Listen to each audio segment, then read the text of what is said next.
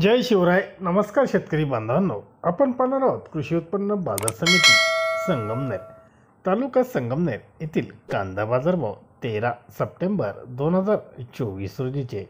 आज संगमनेर एपीएमसी मध्ये कांदा आवक 3660 पिशवी कांदा आवक आली होती. बाजारभाव पाहूयात. प्रति क्विंटल याप्रमाणे काही निवडक वकले गोळे कांदे 4511 रुपयापासून 4711 रुपयापर्यंत काही निवडक गोळे कांदे विकले गेले, तर एक नंबर कांदा 4201 रुपयापासून 4511 रुपयापर्यंत बाजारभाव होता.